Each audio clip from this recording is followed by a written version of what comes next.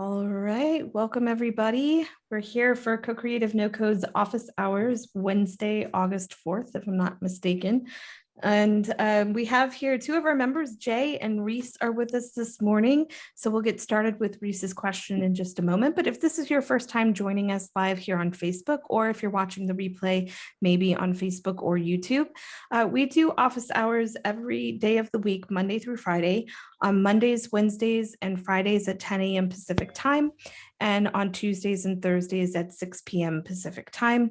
We invite our members of co-creativenocode.com to join us for any of the Zoom sessions they want, and they can bring us their bubble bugs, any bubble issues or questions or feature requests, build along requests, anything related to bubble, and we will talk about it. And I don't promise answers, but I promise you won't suffer alone. So sometimes we don't arrive at an answer, but most of the time we do, I think. Wouldn't you say that's fair? I think that's fair. Awesome. And if you would like to join us for a complimentary session, you can go ahead and comment on the live, and Kim will send you a link to the Zoom. We offer a free session for all members of Co-Creative No Code Facebook group members. So perfect. Welcome, Thomas. We're glad you're here. Hi.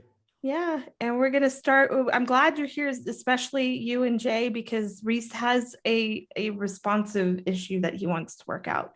So I'm going to go here and call this responsive repeating groups. And you said there's 4 columns, is that right? Yeah, that's correct. Yeah. So draw a repeating group.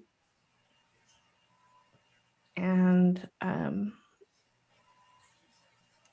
so width of the page is 1440, and the repeating group is that width also.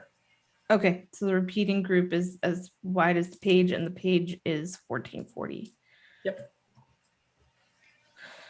And the page is fixed width or no? No, I guess not if it's going to be responsive.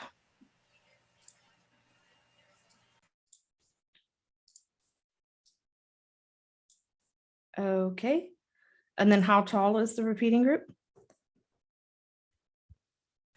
Oh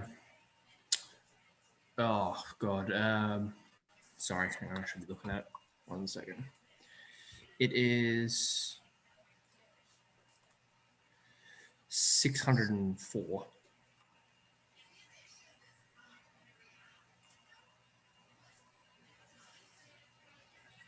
Nope. I know you hate me. Okay. All right, here we go. And is it at the top of the page or somewhere else? Oh, it's just like down the page a little bit. Down the page. Okay. All right. So and tell me.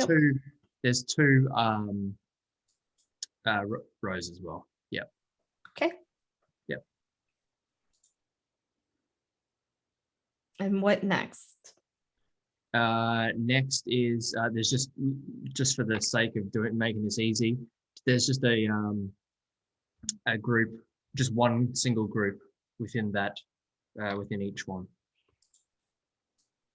and that group is centered, and it's 340 by 282.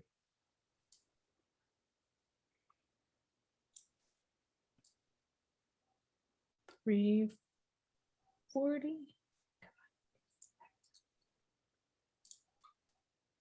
by 282, you said? Yep.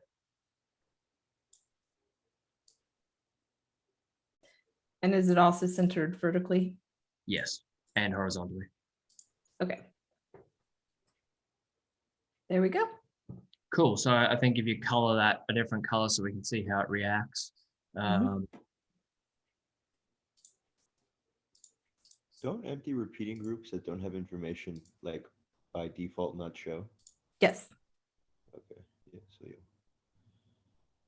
Yep. So I will have to put something in here. So we'll just search for a thread, and we'll just do a search for threads. User. And then we'll go here, choose a current user.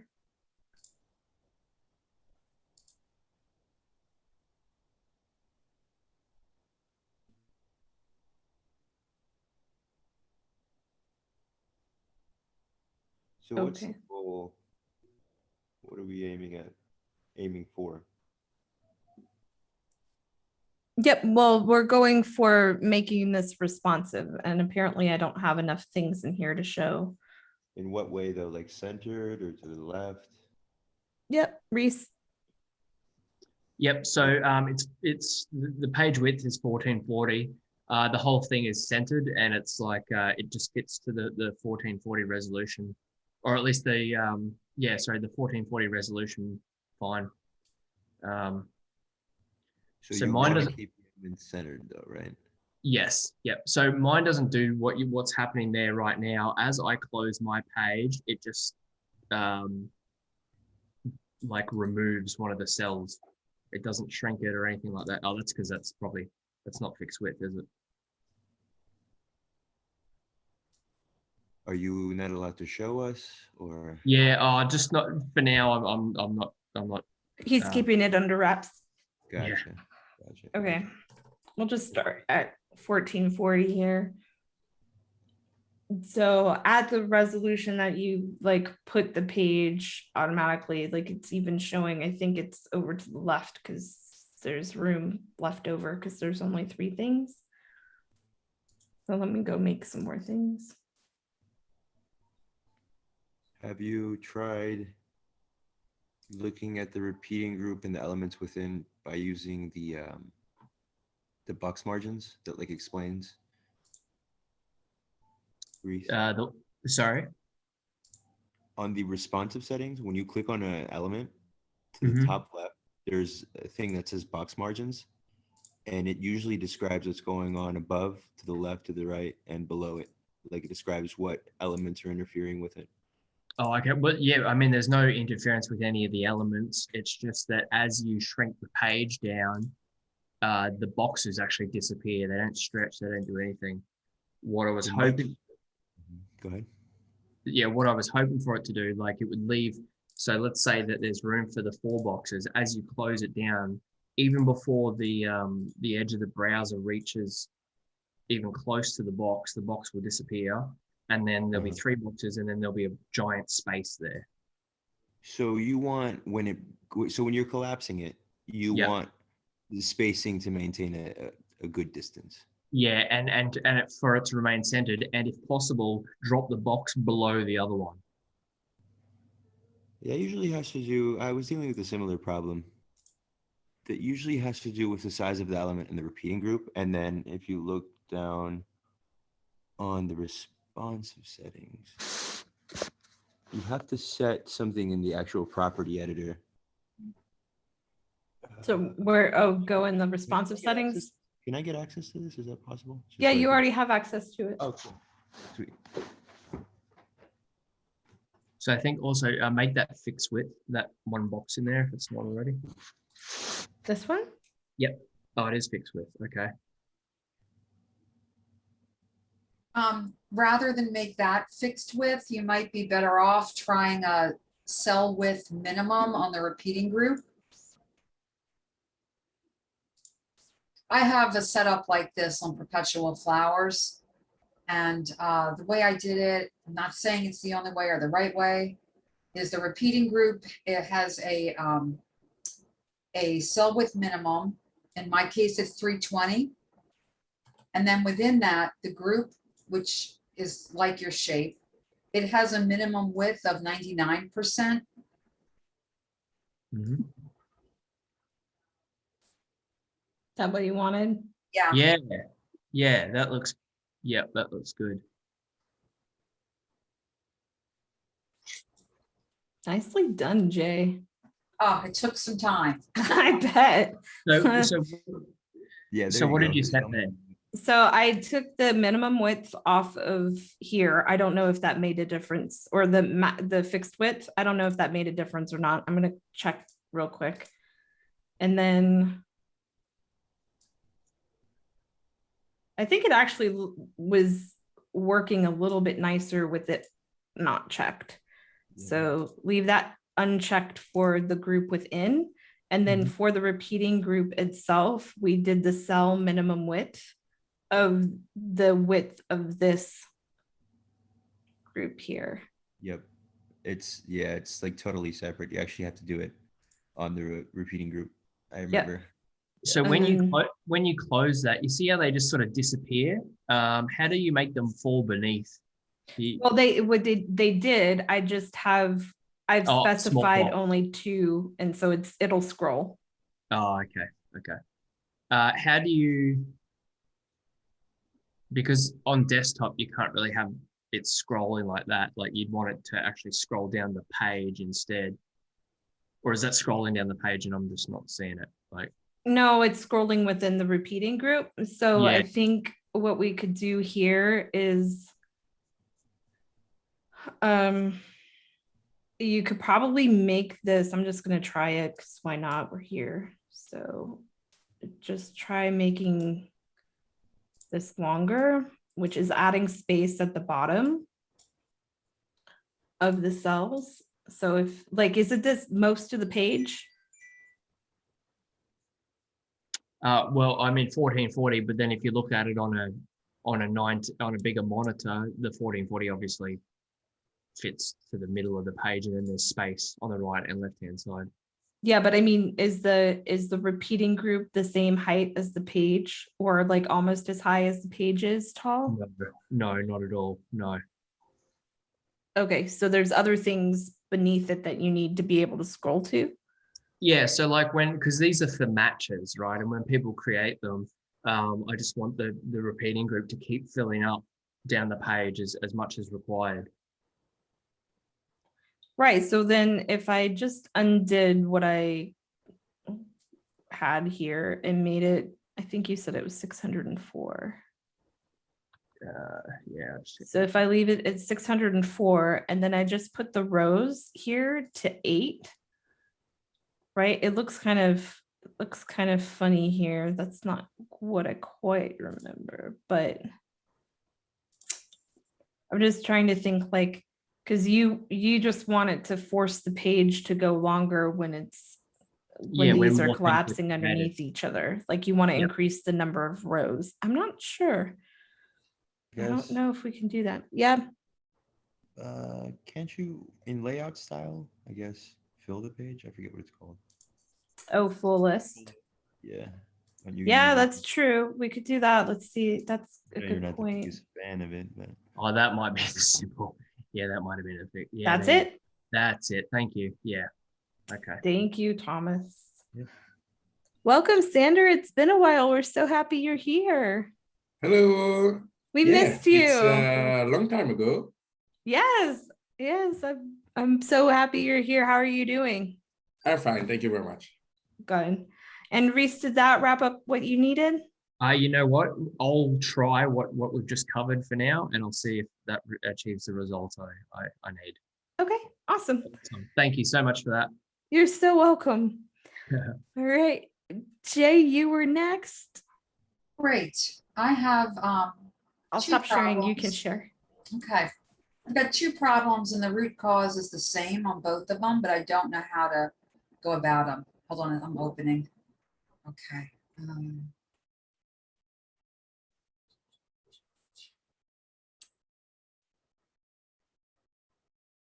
Here we go.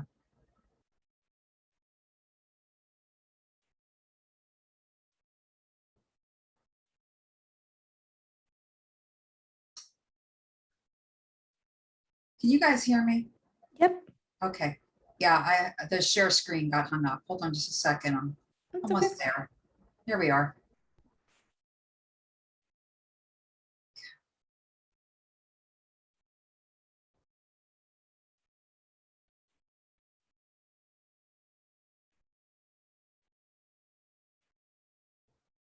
We can see your screen now.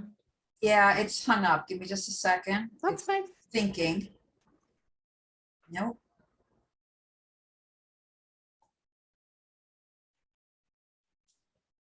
There we go.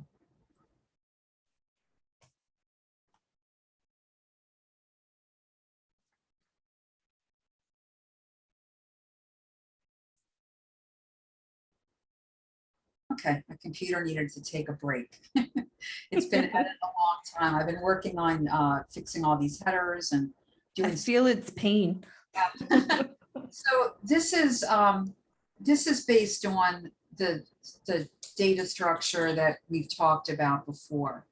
So there's conversations that include a list of users. I'm not using this. This is just still here, but this is being deleted because I wrote a discussion about it last week. So there's a list of users. There are messages that have conversations, and the rest of it's just my stuff. And then every, is that it? And then a user has a list of conversations. Okay, so that's how it's set up. And my problem is getting it to display properly. The data is going into the database correctly, but when it displays, as you can see, each one of these repeating groups is the same. And I also am not able to show only, well, yeah, I think that's unread. I don't know, kind of lost, and I couldn't get sent. And what I've done just for my own purposes is if this user, the one I'm using right now, my test user, sent it, then it's read. So, and it says you instead of the username. Okay, go to the repeating group. Well, the big repeating group. Here's the main repeating group for the first one, which is all messages. Okay. And so it's a list of conversations, current users list of conversations. Okay, that seems right. And then if this is the custom state from this button, then it's this. So the unique ID has to match. I'm not sure why I did that. I've worked on this a lot, and this might just be junk. Yeah, so when the message center's go to thread is not empty, so that means that so when you have a go to thread, you're going to change the data source to be filtered to a specific thread. Yeah, that was the idea. Okay. Yeah, I think that holds water. And then the repeating group within it for the list is here. And it's just search for messages, and it's the current users list of conversations. No, that's why. Okay, just change that expression to conversation to be the current cell's conversation. Or parent group's conversation. There you go. That should fix it.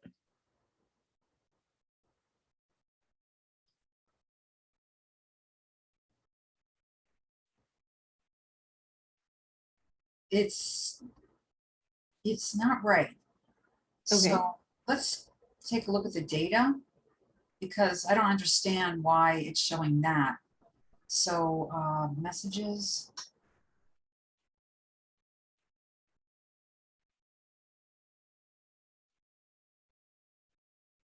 Okay, I don't know where that came from. Okay, here's the ones that are correct. So text, not read, and the conversation. You can see I was at this late last night. I deleted all these. I don't know. Your test data always makes me giggle. Girl, be my friend. Shaggy, my angry hobo. So when I did this last night, I created these two. And like I checked that the conversation, the number here, the conversation number was the right one. It was right. I don't know where these came from. I have an idea, but they're irrelevant. I'm just going to get rid of them. They're created when a new user signs up, and they're doubling up. I don't know why, but I'm not going to worry about that right now. Well, if they're being created when a new user, like if they're automated messages, and then you're searching for all conversations, where that user is in the users list of the conversation, then probably in the course of like signing things up or whatever, you had some bad data. Yeah, so, actually, now that we say it, what it is when a new user signs up, part of that workflow is to send them a message from me, like welcome. So I signed up 2 test users, last night or this morning or whenever, and that's why there was 2 identical messages like that. So how many conversations total do you have in your database? So these are the two from my test messages. I'm gonna get rid of them because they're not today's problem. Okay, so now you just have one. Yeah, So yep, we need at least another conversation with some messages that belong to it in order to test that we have it working right. okay.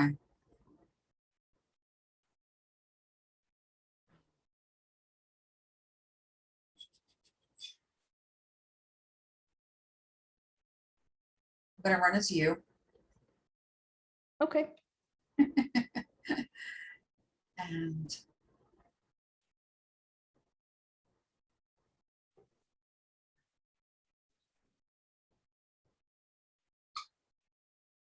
are these not working?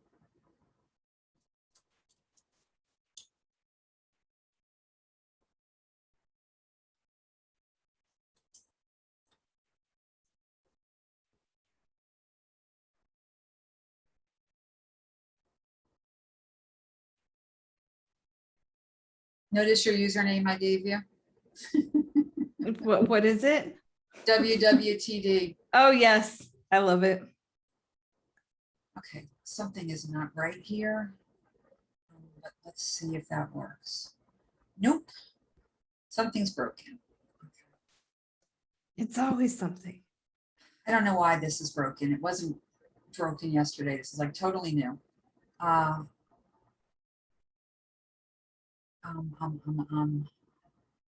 Just gonna send you a message.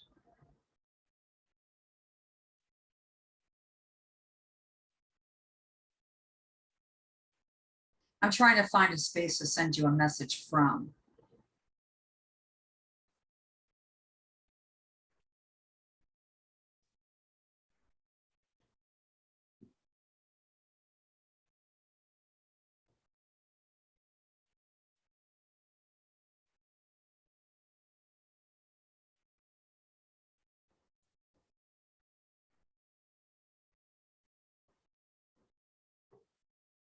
Why are none of these working?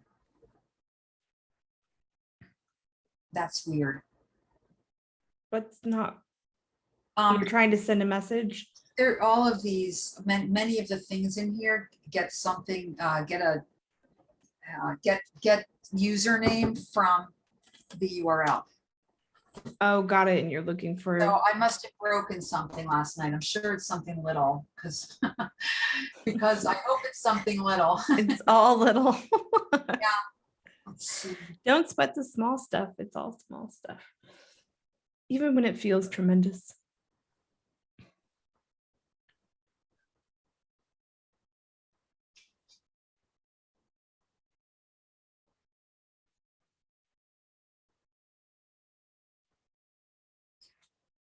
That is as it should be. I want to operate as. Let someone else have the screen while I figure out how to get where I need to be. Perfect. This is silly. No worries. Hey, Thomas, did you bring anything for today? No, I was going to mention if we have any time to mess around with the chat functionality. Yeah, because that was fun. We've been having a lot of fun with chat functionality this week. We made some progress. It'd be really cool to see like an upload button on that too. Oh, like to add attachments? Yeah, exactly. Okay, cool. Yeah, we can work on that for sure. Sander, you had a question that you brought up. You wanted to bring information into your database from an API call and then update that data later through more API calls, I'm guessing. Sander, are you still here? You're on mute. Oh, maybe he stepped away. Oh, here he is. No. Hi, welcome. I don't find the mute button. That's fine. No worries. Yeah. So I think you had said that you have an API call and you're getting information and you want to store that information in the database so you don't have to continuously do API calls to show that information. But then you want to schedule out when you update that information in the database using the same API calls. Is that right? Exactly. Okay, cool. So and I will, do you want to share your screen or do you want me to share mine and do it in the sandbox and kind of like, It's fine. I can share my screen if you want, but maybe I can just show what I already have. But maybe after it, it's easier if you do it in at your screen. So I that's can perfect. just Yeah, follow. go for it. Share the screen too. So normally you can see my screen now. I can. Okay, so here on the right side is one API call for a shop who sell hoodies. So these are all, it's all in one API call.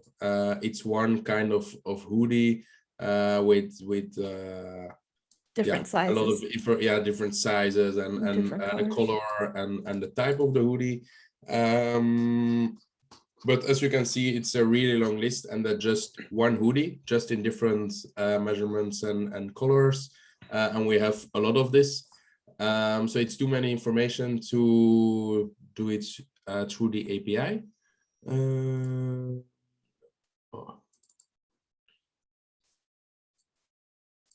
It's this one. So yeah, I can show you the API call I did. So it's this one. So I just use it as a data and then JSON format. And then what I try to do is with a backend workflow. It's this one is a create a new thing. Oh, it's not opening. Ah, okay. Have you tried scheduling an API? Is that scheduling an API workflow on a list or just scheduling an API workflow? Yeah, what I try to do, yeah, it's not the right way because this is not working. So this was not the right way to do. Also here I have to select, I would just want to do the first item. So it was not the right way. And I saw you also have a list here. Yep, schedule API workflow on a list. So type of thing, yeah, it's this one. But then when we wait, I will remove these first.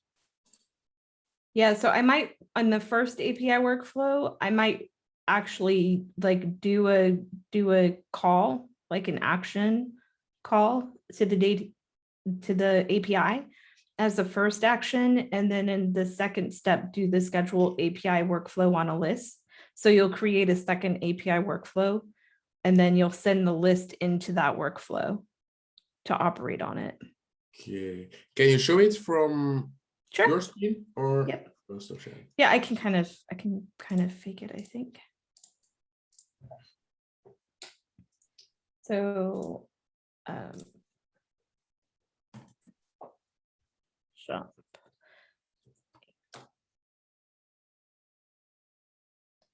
So I'm going to have whatever it is on my shop here, right? And then I want to take the results, right, that are showing on the page. I want to run that same call, and I'll do it here probably just for ease. I'll make it a custom event.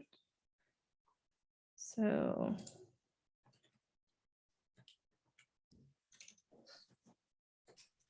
things in database. And so in my back end workflows, I'm going to have two API workflows. The first one is going to be run call.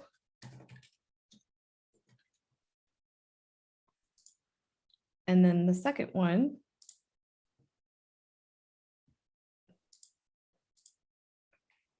is going to be store things. And the store things is going to be, trying to remember how we did this. We did a lot of this with Fell Swoop a couple months ago. Because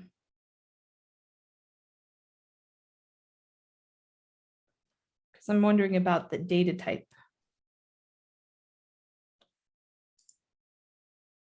Because you can select your data type here, can also be from the API.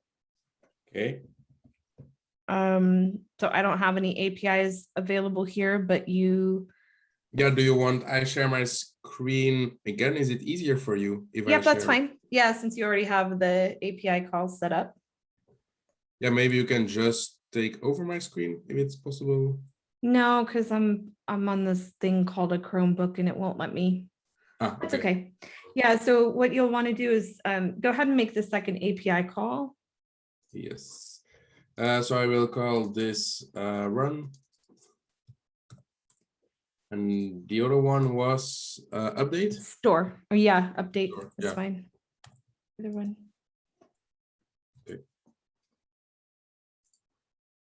Okay, so first run. Yep, so first you're gonna make the API call itself. So you'll need to pass in whatever parameters from the page that need to go into that call to make the appropriate API call. But we don't have information on the page. On the page, so where do you get the information from? Just directly from the API. No, like you're Oh. running a call or doing some kind of query to the API and you have to send in parameters. So my question is where are those parameters coming from? Is like the user running a search? No, you just have to take all the information you have from the API. Okay, go to the page. Mm.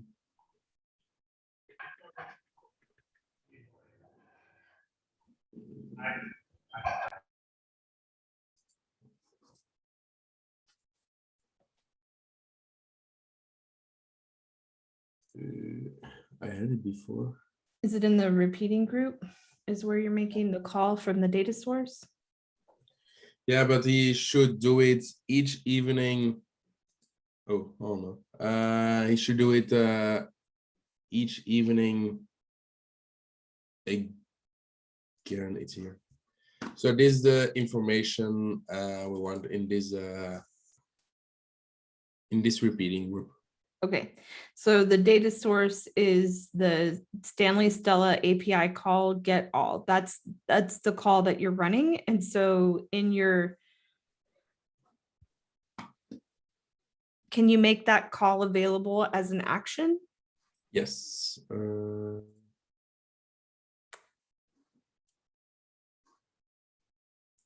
It's loading, I guess. We are very patient. Action. It's slow today. Okay, and now go back to the backend workflow. Mhm.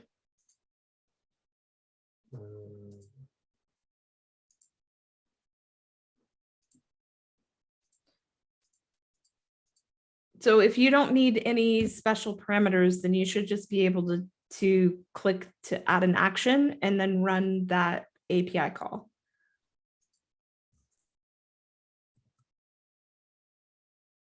Yes, it's over here. Okay. And then, yeah, just drag that over. The other way. Okay. It's not opening the right field. Okay. Run on a list is step one. Yes. Look, but now it's really strange. This is a list. That's what I had before, but now he said it's not a list or something. It's okay. Let's go to the other API workflow, the store API workflow. Okay. And then let's add a parameter.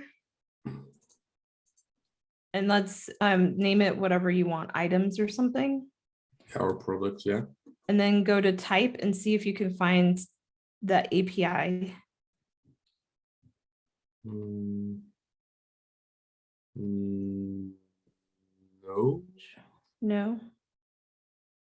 Maybe it's this one, but I don't think so. And No. then click no, because that's in your database. It's data, yeah. There is Yes. nothing of the API over here.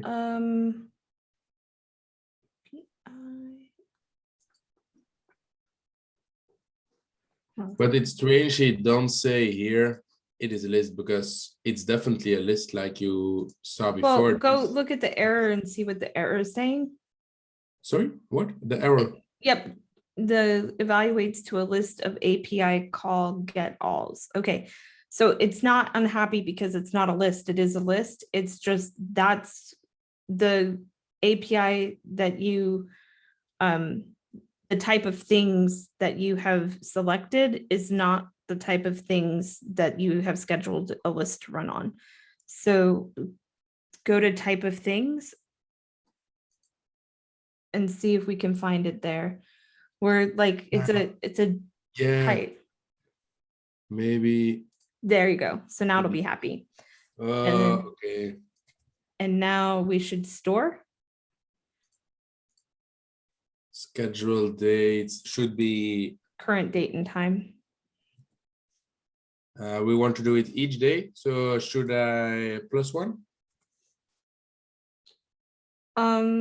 If I want to update it? No, because what we'll do is we'll after the AP, like we can schedule that somewhere else to run this Okay, API perfect. workflow. Yeah. Perfect. And then interval seconds, I mean, you can put 1 or 2, it's gonna do what it's gonna do. Sorry, what should I, 1 or 2? Just type in whatever, because Bubble will tell you that it might do more. Yeah. And then the product you have to find from that data type. Okay.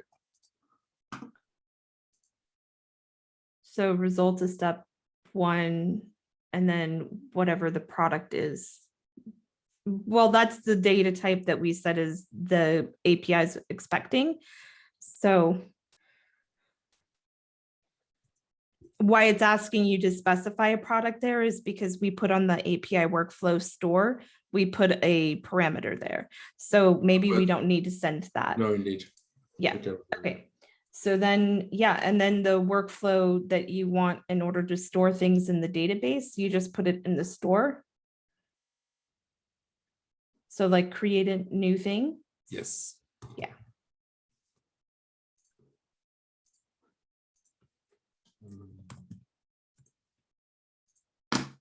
Yeah, I just will choose one thing.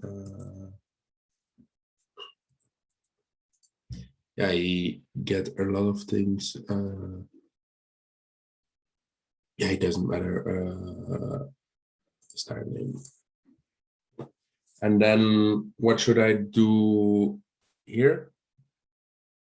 Yep. So now we have to figure out how to get the information out of it. From here? Get data from an external API? Yeah, but it should be already like we should already have a list of information, right? So we should be able to pull it in. I'm not sure how, but we've got to be able to find it. Maybe that goes to the parameter that we wanted to pass in. Not sure. Should I? Oh yeah, so for the store, Should I add a parameter again? Product.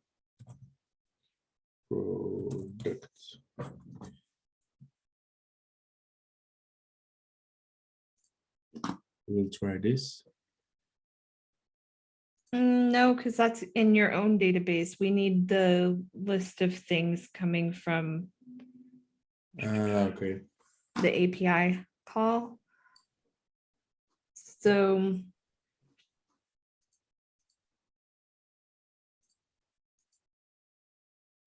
probably it's the product from that call, right? So I wonder.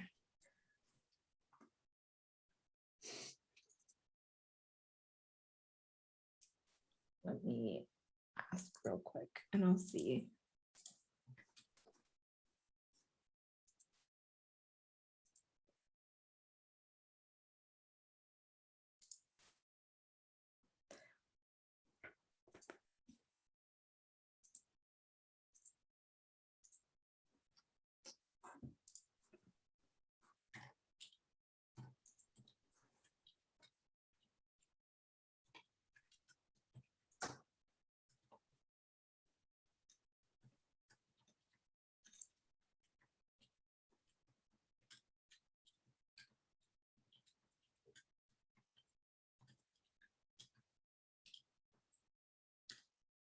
Okay, I asked Lise for permission.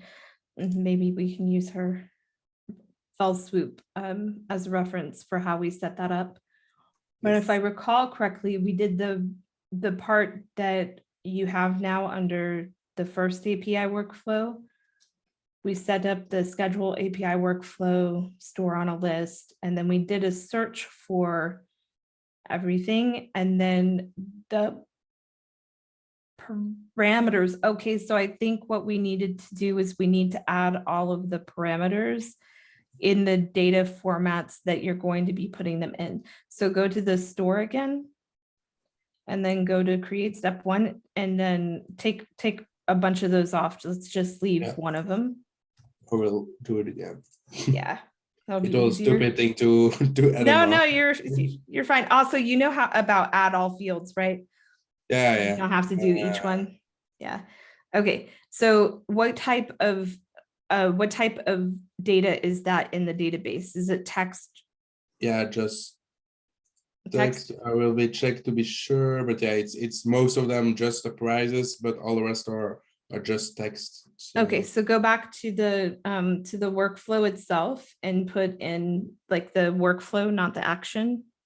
So up a level to API workflow store, add a parameter for style name of type text. Nope, just make it the same style name. ooh. So I just should stay the same name as here. Yeah, just for clarity purposes, so we don't get Yes, confused. I guess. Yep. Okay. So now what you want to do is run Stanley Stella in the other API workflow. Yeah. Then schedule API workflow store on a list. And now you have style name there. Now what you want to do is the result of step 1. Ooh. And then here. And put the style name. There you go. Okay. And like this, I should do it with all the parameters. Exactly. And that's how you'll pass it in, and then it will run that workflow on the list of things. Okay. And then over here, the create, I can just select these. Yep, Oh, exactly. okay. Perfect. And then you can do a recursive workflow. So instead of scheduling the API workflow run Stanley Stella from the page, instead what you'll do is you'll create another API workflow. Yeah, it's here, the recurring. Yep, exactly. And so then you'll schedule the run Stanley Stella from this one, the daily update, and then schedule it to happen at an interval of every day. Yes, but then it don't should create, but just update. Yep. So you can make that. Yeah, you can make the well, I mean, you could, instead of doing it as a recursive that way, you could put it at the end of the API workflow store. The last action you do could schedule the run Stanley Stella, or could schedule an update one, and then the update one can go through and do it differently. Yes. Like you'll have to figure that out, but I know you can. Yeah. I'm not worried about that. It was just this was because it was stupid. It's so confusing. I select the wrong data, but I don't set up the database. Someone else did. So yeah, it was a bit confusing because here you have Stanley Stella, and so Sandra, you're such a brave developer because you're willing to take on projects that other people have already messed up. Yeah. Yes. Exactly that. Okay. No, now it's working. And I can run this after a button, and then after it will do it on there. Okay, perfect. Yep, thank you exactly. very much. You're welcome. Thank you. Bye. Awesome. I saw June join us. Hi, June. Hello. How are you? Fine, thank you. How are you? Good, thanks. Did you bring something for us for today? I think, yeah. I was just I just wanted to watch, but I think I have something I can ask. Okay, let me share my screen. Sure. Moment. Maybe as I prepare that, you can be doing something. Then I'll let you know. once Yeah, I have think after it this, ready.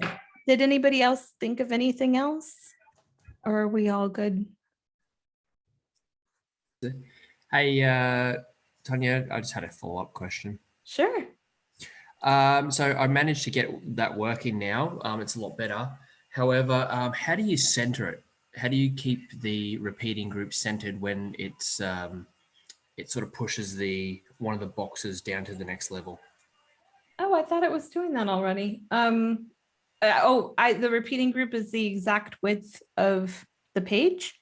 Yeah. Well, I mean, the maximum width is 1440.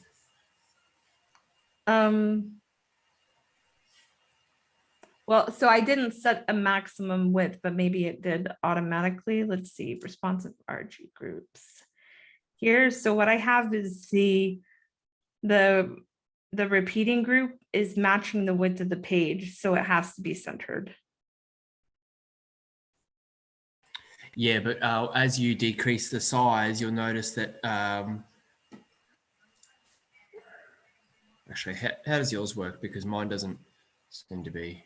So it's expanded, so I see more, right? Yeah. Because I have a large screen. So if I move down to here, so it's still centered. It stays centered. Like that.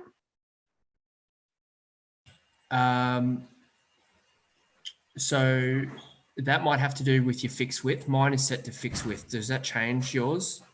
Which is the repeating group is set to fixed width? No. The box within the. Yeah, we took this this fixed width off. Yeah, so I've got that on. 'Cause Okay. I need it to remain the same size without it stretching. You can just set the minimum width for 99% and the maximum for 100.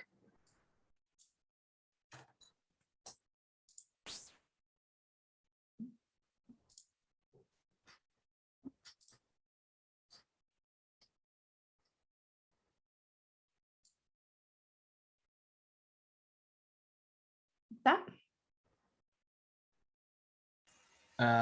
Okay, that seems to be working for you. Hang on, I'll just give it a quick try and I'll get back to you. Sure. June, are you ready? Yeah. Let me share Okay. my screen. Sure.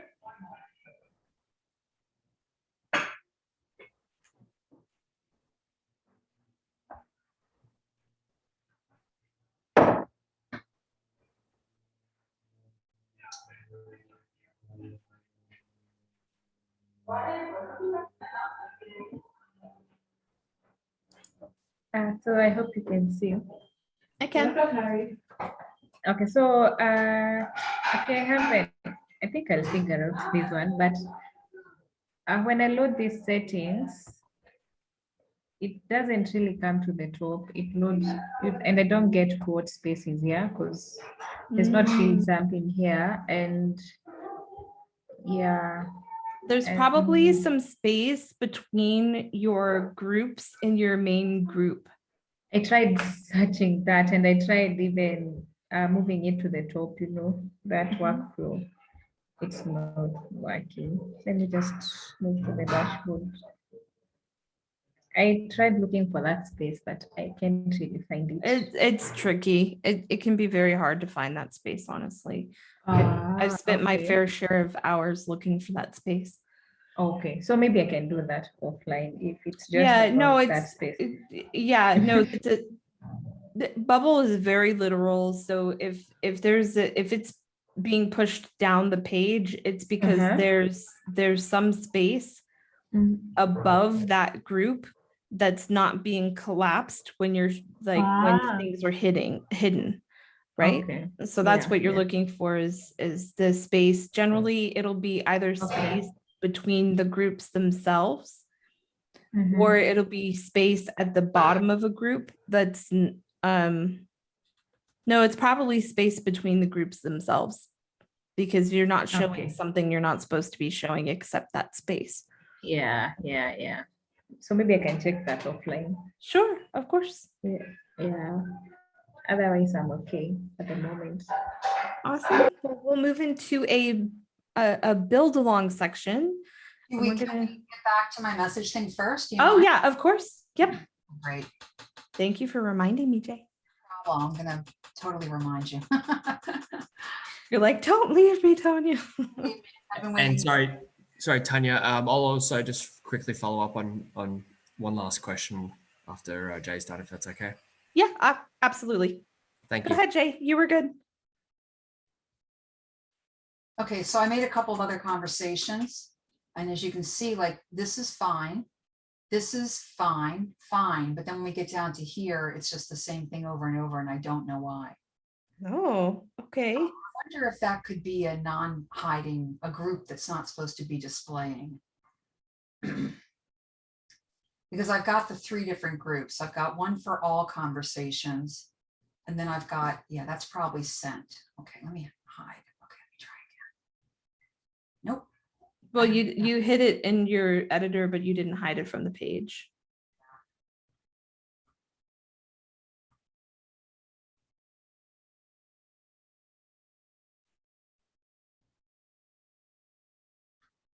Yeah, that's that problem. Okay, that's one problem solved.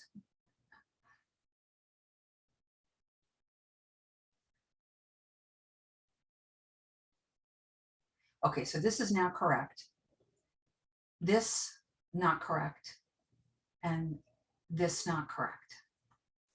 Okay, so the all is correct. Now we just have to do the right filtering for the unread and the sent, right? Yes. Okay. Let's go to the unread. Okay.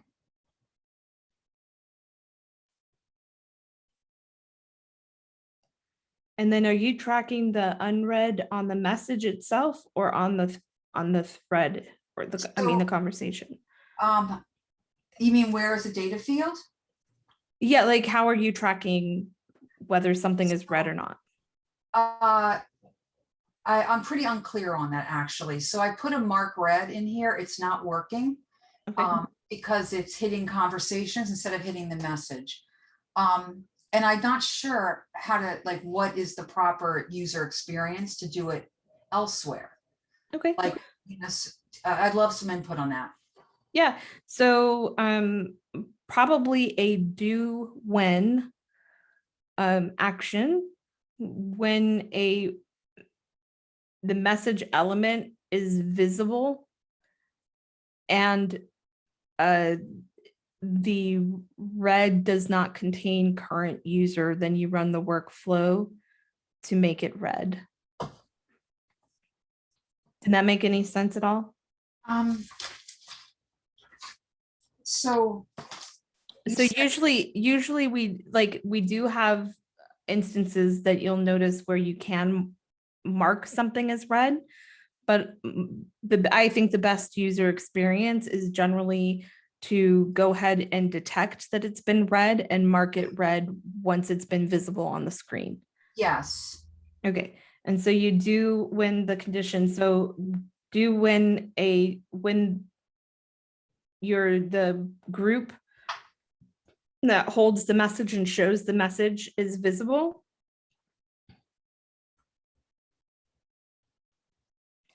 No, I was thinking like the message itself, like the group within the repeating group that's holding the message. So the group that's holding this repeating group? So that's the group, or sorry, that's a repeating group that you're Yeah. in right now. Yeah, it's a repeating group, and then there's a group with another repeating group in it. Okay, so I would say, is there a group in there that holds the current message's text, or is it just the text in there without a group around it? There's a group. Okay, find that group that's holding the current cell's messages text.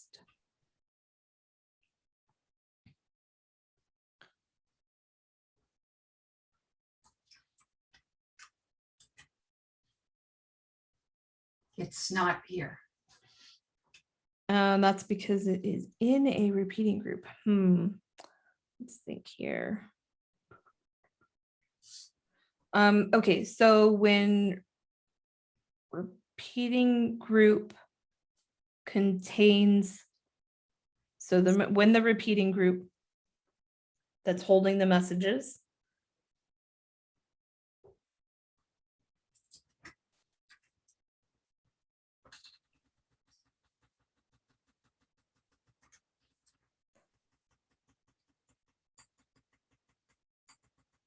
contains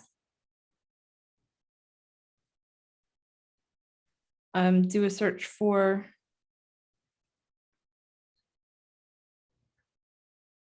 that's going to mark them all red when you're looking at, well, you are looking at the messages, right? Yeah,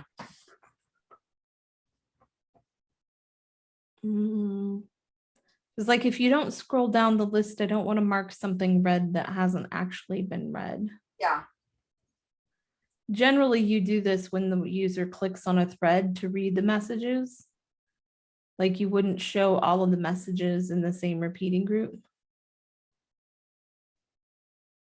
Which I think would actually, I mean, another question I had was how to make this display better because it looks bad and it's hard to read. Yeah, so like probably you do a list of threads, and then when they click on a thread, it changes into a repeating group of messages. And then when they click that button, that's when you would mark it red. You would like make changes to the thread and mark it red. Or if you're doing it per message, then you could make changes to a list of things and mark them all red.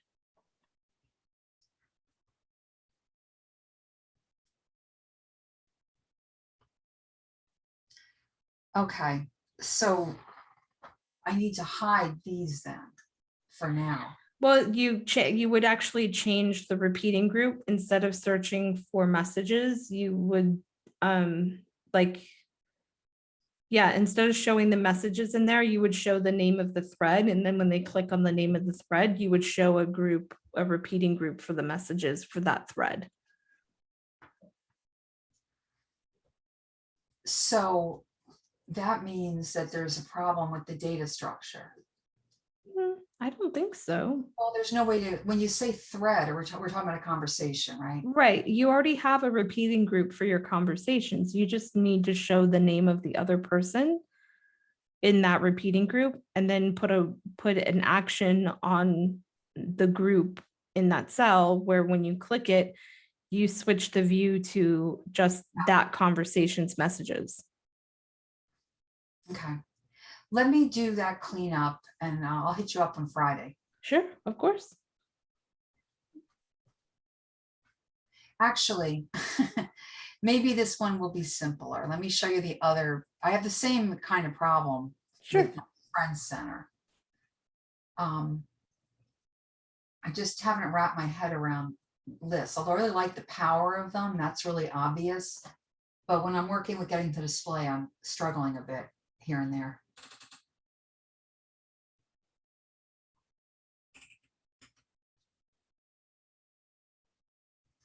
Okay, so I'm running as me, and yet I am showing up on my own friends of friends, although my my list, my constraint is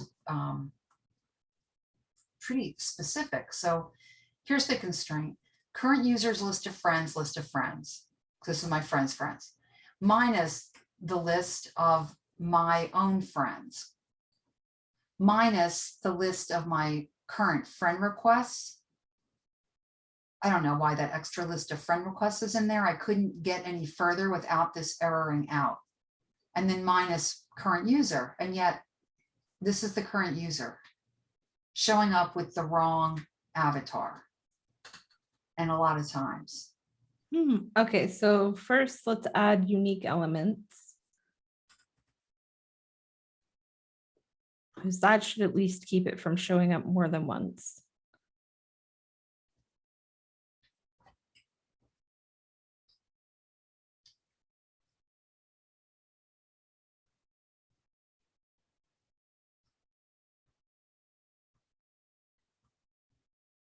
Okay, that did that. So now it's just the one.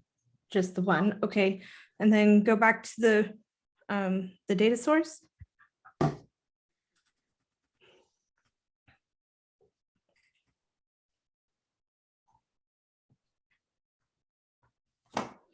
All right, so current users, list of friends, list of friends. List of friends, minus list current users, list of friends. Now we're minusing from the current users list of friends, the current users list of friend requests.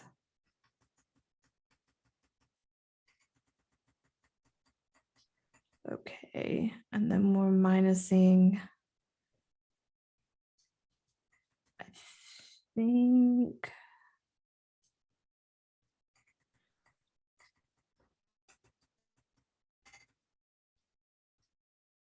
List of friend requests, list of friend requests. It doesn't make sense to me at all. But Unique elements. Yeah, I understand what you're doing. So you're searching for the current users list of friends, and then you want to see a list of all of their friends, not them. that's the ultimate goal. And also, And then you also don't want to see anyone that you've already friend requested. yes, exactly. And that is Okay. not working either. Okay. So let's do current users list of friends, list of friends.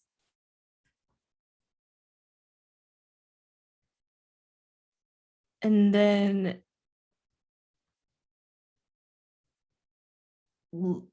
instead of minusing here, maybe did we do this because we couldn't filter it properly? Like we ran into problems trying to filter instead of minusing? I don't think so. I don't think that we have looked at this particular problem before. We looked at a different problem on this page. Okay. Request one. All Like right, make a save point. You can say before Tonya F's it up. Okay. And then, Oops, wrong button.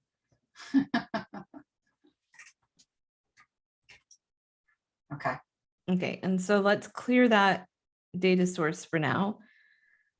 And then just do current users, list of friends, list of friends.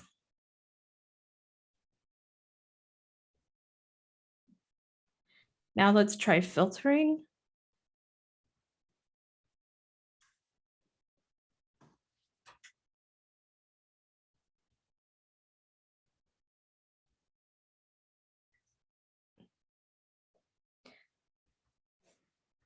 Hang on a second, I'm double guessing myself.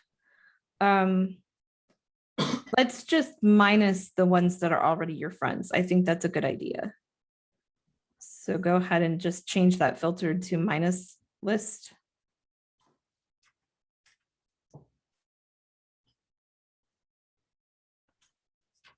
Users, list of friends. Okay, and now let's filter. And now let's look for those friend requests. So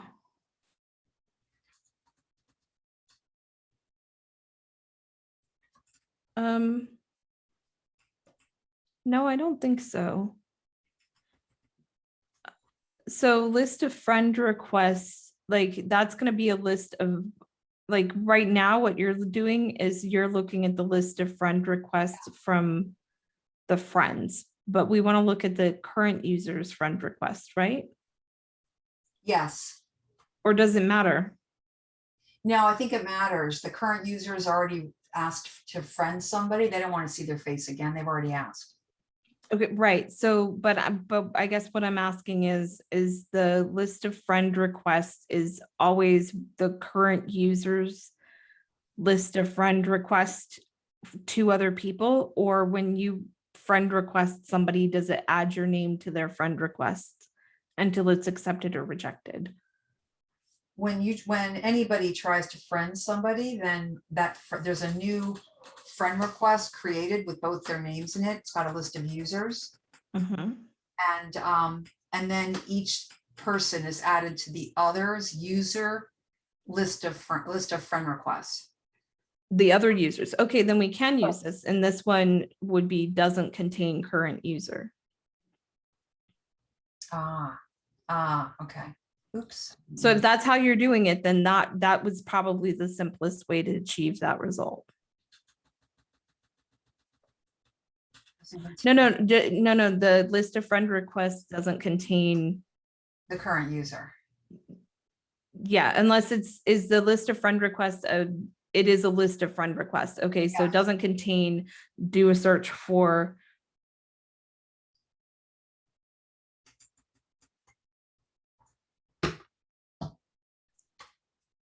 friend requests where users contains current user.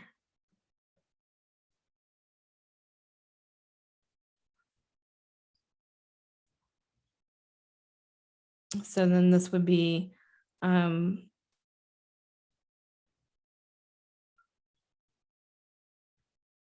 doesn't contain the first item. No, we would say, can you change that, or is it blocked now where it says doesn't contain?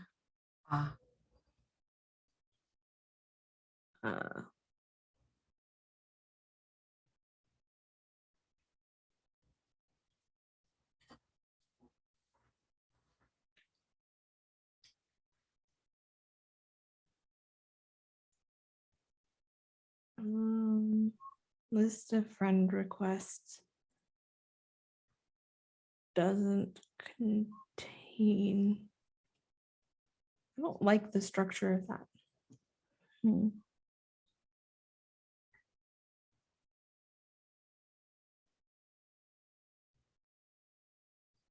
Say contains, and then instead of first item, say count.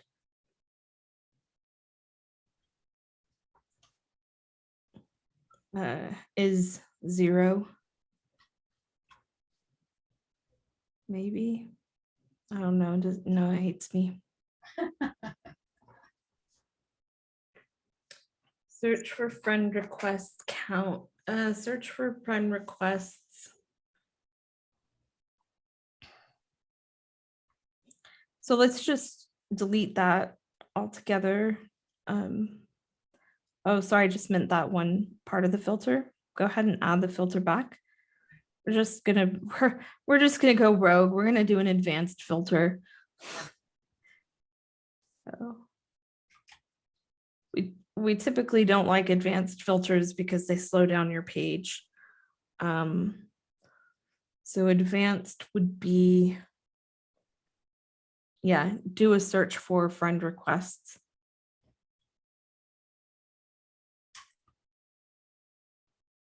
And that contains this user.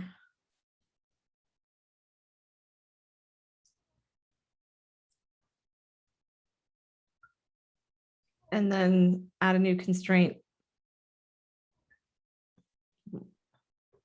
List of friend requests contains current user. How's that different from this? Because this user is referring to the list that you're generating, and current user is the current user. Did not ever put that together. So this user is kind of like parent group user. Yeah, this user is referring to the list of users, the specific user in the list of users. Okay. Yeah. Gotcha. So, but won't this find only those that do contain it, not those that don't contain it? Well, so we're searching friend requests, right? Yeah. Where the friend request itself has a list of friends, and it's this user and the current user, right? Yeah. And then if you close that, then we go back to the advanced filter, and we say count is less than 1.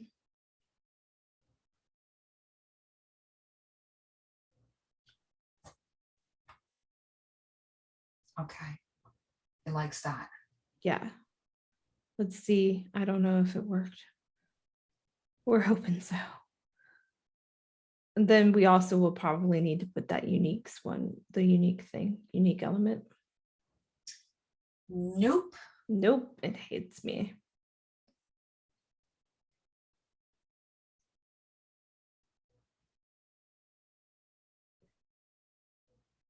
Let's take off the filter and see what we've got. The whole filter. Yeah.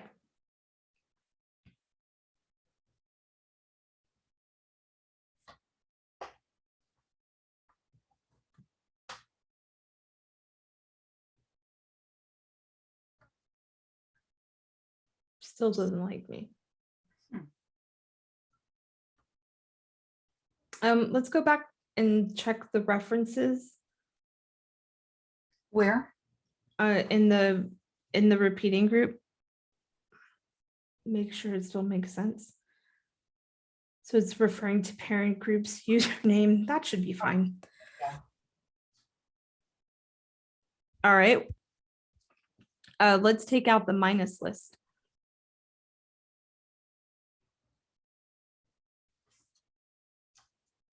But you have that part working, right? I'm not crazy. That's the your crew section. This section's working fine. And that one I ended up doing with users because it worked. Current users list of friends, but friends, okay, list of friends. So that, but I mean, you were using the minus. Okay, current users list of friends, list of friends. Yeah, exactly. Let's see if that's working. Up a little bit.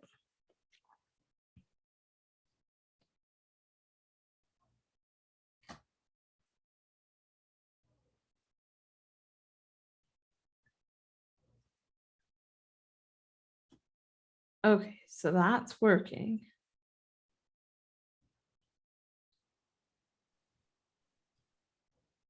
So let's do unique elements.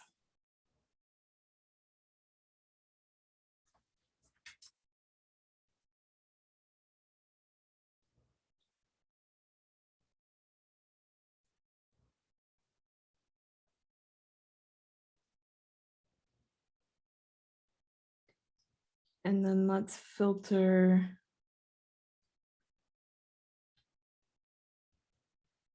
There's the current use of friends. So you can see there's a lot of repetition. Yep. So let's do filter.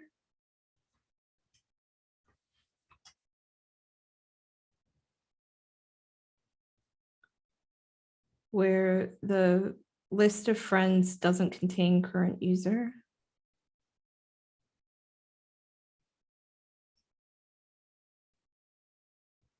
Let's just check it.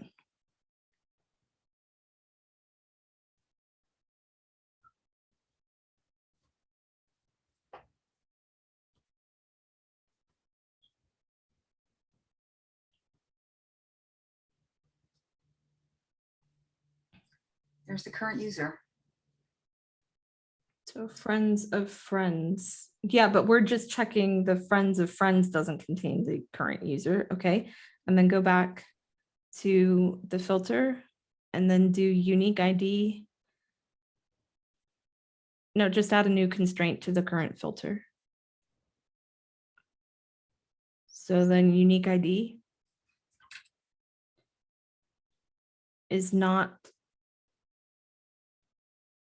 Nope. Yeah. Current user's unique ID. Let's check that.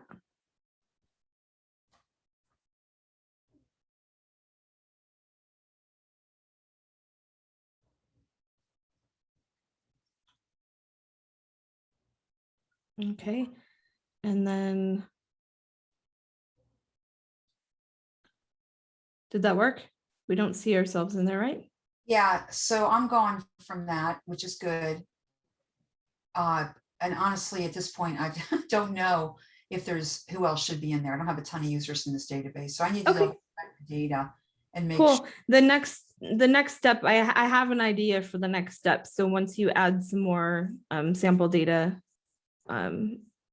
if you're, because the next step is to remove the ones that have existing friend requests. So I Yeah, have another idea of how to do that, but we'll wait until you have some more in there that you can tell me. This one, I definitely have a friend request out there for. yeah, I'll get that ready. And then the other thing I'd like to do, although it's not the highest priority, is to not have duplications between this section and this section. Right. Got it. Okay. All right, we can come back to that. Thank you so much. That's helpful, very helpful. You're welcome. Reese? Yo. Yo. So I had a good result with that actually. It seems to be working a lot better now. And Okay. that was just by changing it from fixed width to non-fixed width, which has Cool. produced a good result.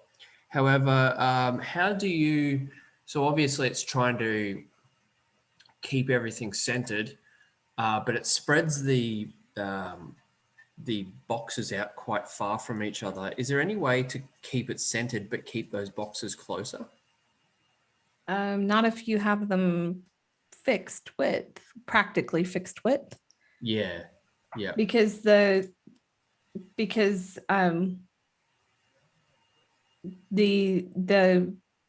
in order, well, I mean, I guess you could in responsive make here, let me share my screen because I'm looking at it and everybody else is like, what are you talking about? Okay, so if I go here and I say to like this, I don't want to make this, let's apply a max width when the page is stretched, and the max width would be 100%. Let's see if that does it.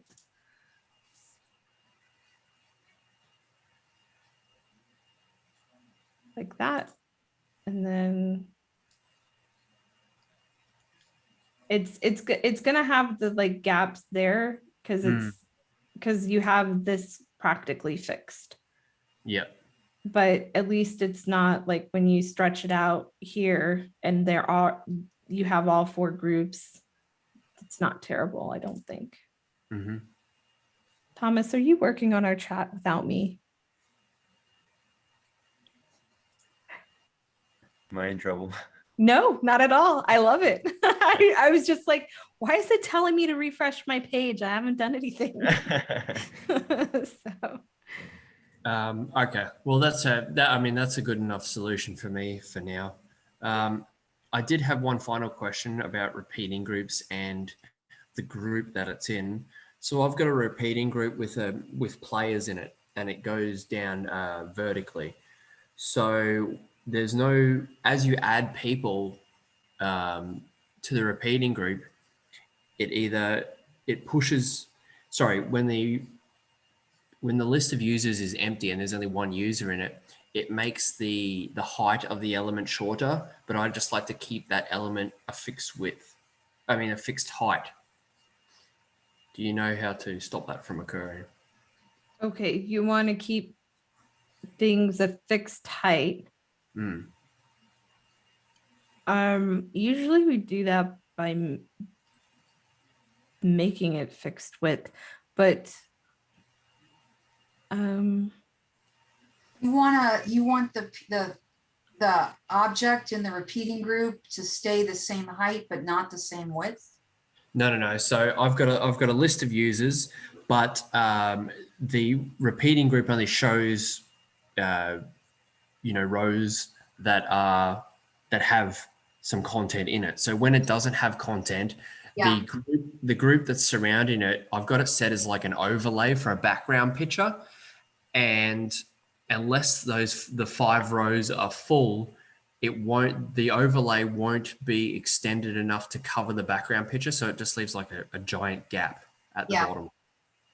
Yeah. I'm glad you can see it in your mind, Jay, because I'm struggling. Like when you have a grid like you've got, and some of the boxes have more data than others, they end up longer than others. Oh, yeah, that's a No. pain. Oh my No. gosh, that's a pain.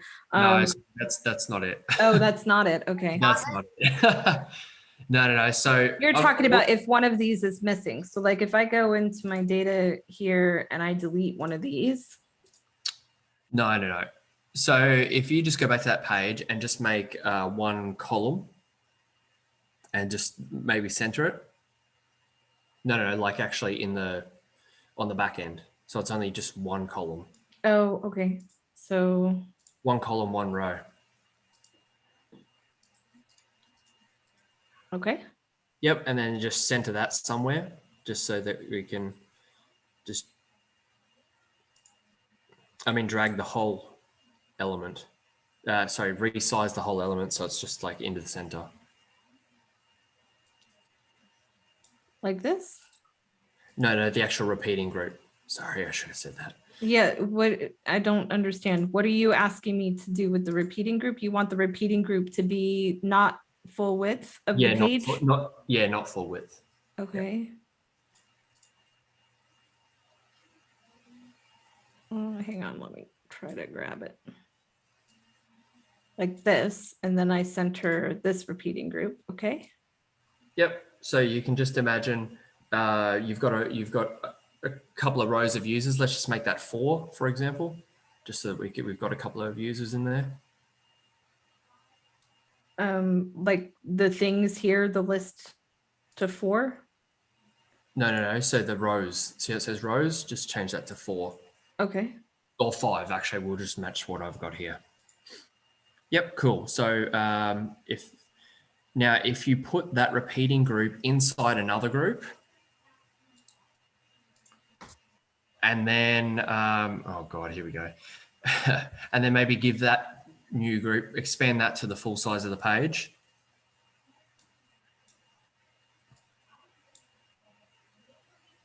Or at least, yeah, the width of it. And then just give that a different color so we can see it. Just the width, not the height? Yeah, no, that's fine. Just the width. Okay. Oh, actually, for the purpose of this, yeah, maybe just drag it down the height just a little bit so we can see it. The height of the group holding it? Yep, that's enough. And then, so that represents the overlay. So a bit of a gradient for me. And then behind that is another group.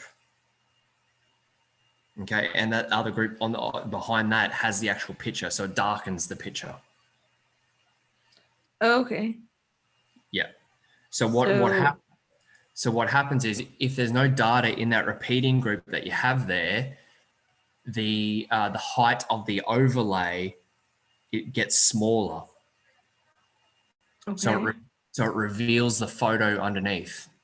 So there's no, yeah, so it takes like chunks of the photo so you can see the full color of the photo. Is there ever a time in that with that photo that you wouldn't want the overlay on it? Like you want it to brighten for any reason? No, I just want it fully covered. Then I would just apply the overlay directly to the photo. Oh, you mean actually edit the photo itself? Mm-hmm. Yeah, I do that with stencil all the time. Okay. So there's no way to actually do it within. No, because you're gonna have dynamic amount of data, which is gonna change the height. Right. So like the only thing would be to group the photo in a group with the overlay. But the overlay needs to be on top of it. Right. Well, you can, because if you have them both like one on top of the other, but in the same group together. Well, but they are in the same group already. This is what happens. Okay, so got it. The photo is the base group, and then I've got a group inside that for the overlay to darken. I would change the photo. That's going to be the best. Yeah, that sounds like the easiest solution at this point. Yeah, because you go like this, and like this is the background, right? But if I'm talking about like an image or something, you can do this for free with Canva, I think. Like if I just switch this here. I use Photoshop for everything, so that's fine. Yeah, that's fine. Yeah, so you just add it right here. And I mean, I used to do that all the time, like with my enterprising stuff, everything had the same sort of shade to it, like all of this. So. Do you always want the photo and the gray overlay the same height all the time, both of them? Yes. Yeah. The other thing you could do is, the other thing you could maybe try is put a shape in along like a very narrow, like a one pixel shape, the height that you want it to be, and stick it in both groups. and have it not be dynamic sized. That's true. And that'll hold it up. Yeah. Okay. Well, yeah. I mean, yeah. No, simplest solution is just to change the image. Yeah. That's the easiest way to do it. Yeah. Yep. Okay. Great. Thank you for that. You're welcome. Thomas, what we working on? You want to share your screen?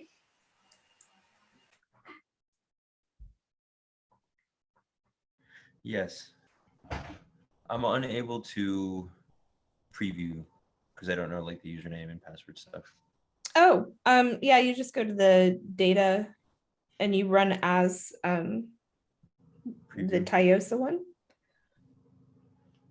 So run as Toyosa.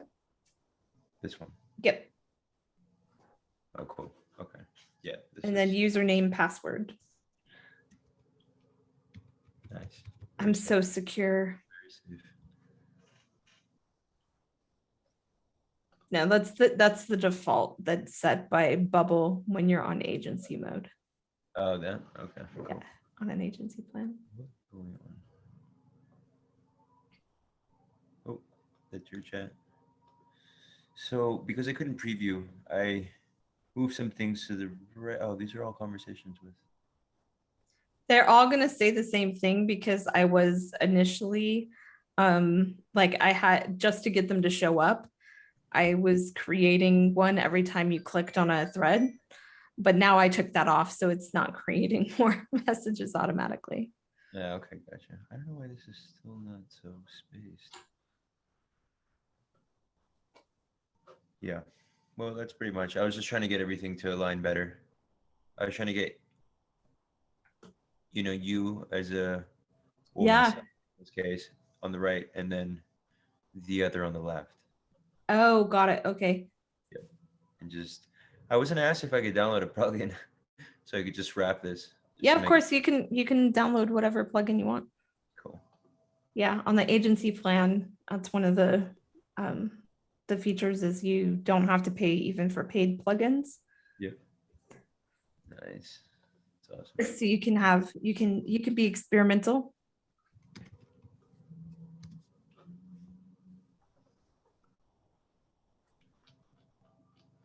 I guess you said it was broken. Oh, Is no. it broken? We broke it? Oh, no, it's just the message. Oh, it's the reverse part is broken. Yeah. Because I did reverse it, but that's okay. Yep. I think it's so cool that we recreated that. Like, I know it looks rough still, right? We have a lot of like UI stuff, but it's kind of cool when you can see a feature in Facebook and you're like, I wonder how I would do that in Bubble. And then we did it. I guess I gotta, in this case, run another condition when it is not to the left. Yeah. Would that display? Well, you said you broke something, right? I think I heard you say that. No, it looks like something broke the reverse repeating group that connection that I had to reverse it. So the messages you should be, when you scroll, it should be scrolling up, not down. And your newest message should be at the bottom. Here you are. Yeah. But My newest message ended up at the top. Yeah, exactly. So that part got broken. But can you add some space between them? So like maybe make the group itself smaller in the repeating group so that the background shows through. I had tried that, but it looks like I didn't make it small enough. So I will do that. If you would like to take over too, let me know. Yeah, I can take over. That's fine. I kind of like watching you drive though. Yeah. Where am I going? I'm just disappearing. So for those of you just tuning in, the challenge here was, can we make the Facebook Messenger here? So like if I open one here, like that. So it pops open 3 of them. I tested this. So let's try this one. So 1, 2, 3. And then if I do another one here, it just replaces the, like it moves it to the end and it takes off the first one, right? And then it doesn't matter if I minimize or close, it just sort of disappears off of the page. So no need to have a second button there, I don't think. But there's just this little tiny gap where you can see things. So let's go back to Jacob here. And so you can see as you can scroll, you can see the background here. So what we did was we created a clear background floating group containing a horizontal repeating group of threads, and then a nested repeating group in the threads of the messages themselves, right? And it's working. If I go to my floating group, should be down here. Somewhere.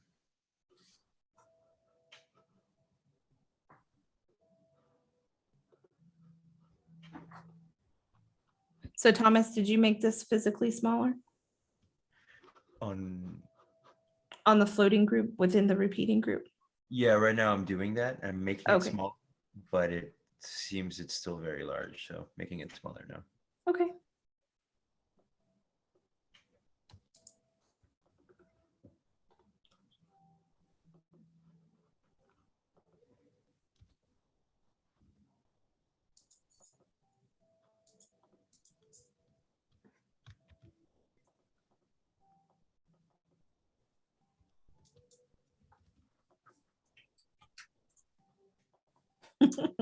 Every time I refresh, it's like, try again. Yeah, it's funny because I love just running right through things, Mhm. especially when you add it in. I know, it's good. I actually really like developing in tandem with someone. Like I had a lot of fun. I worked on a project with Callum, who was giving me shit, by the way, because we didn't install that plugin from the last time we were working on chats and messengers. Which one? What did he call it? He called it. I'll go and look and see if I can find it. Is it the chat? It's like the chat bubble plugin. Yeah, I think we were talking about it, him and I as well. Yeah, I know exactly which one you were going to talk about. I wanted to download that one because it's free. It just works as a text element. You just drop it in there and you set. My live Like- chat, this one. I'd have to see what you're looking at. That one right there with the little fox. With a little, this one. Okay. Yeah. So it doesn't seem to be from Bubble. It's installed. I got a question By the here. way, I found a really cool plugin yesterday. I want to share with you. What was that, Thomas? On this page here, the main page here that we're working on, the chat testing, Mm-hmm. the background, the green background, the faded green background, is there a reason why it's all the way, the repeating group is like all the way at the bottom? Like Yeah. really far? So I was doing that to demonstrate that you can, that when you do have the repeating group showing, that you can still scroll down the page like on Facebook. Ah, okay. You know what? No, not okay. Can you re-explain that? That's not okay, Tonya. So it's a floating group that's relative to the left and to the bottom, but most important there is it's relative to the bottom. So what I was trying to demonstrate is I can scroll, but these stay the same. Gotcha. Okay, I understand. Yeah. It just, it clings to the bottom. Gotcha. Yep.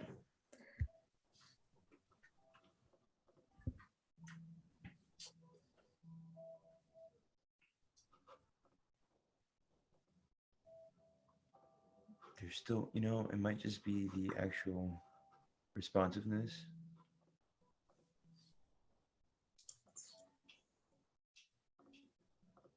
Oh, are you testing? Let me see.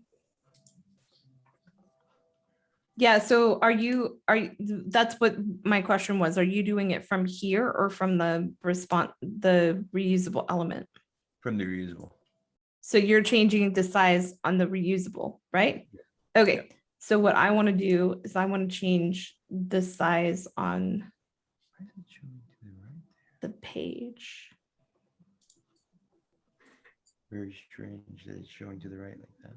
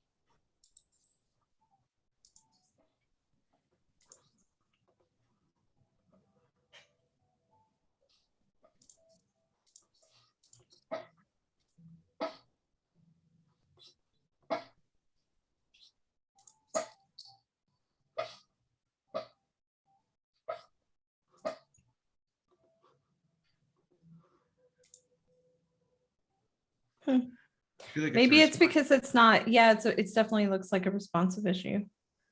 Yeah, 'cause So it's smaller and smaller, let's but make this fixed width and see what happens.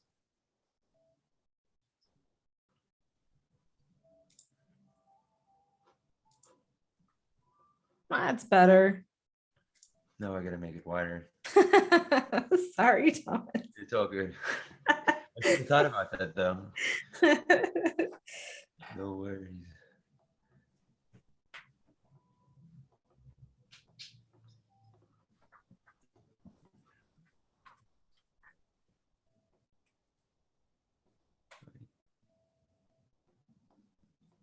What should we do for our build along on Friday?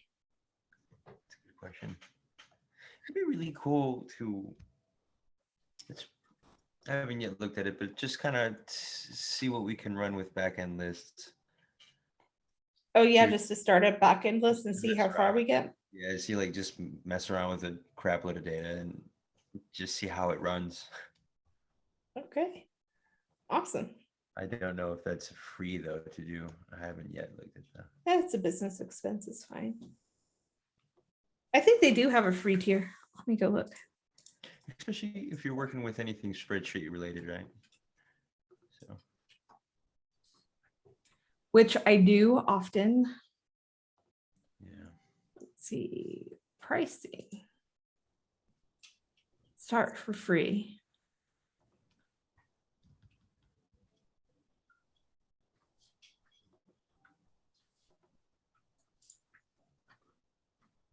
Oh, Cloud9's 25 a month. We can do that. Cloud9. What is this? The start free.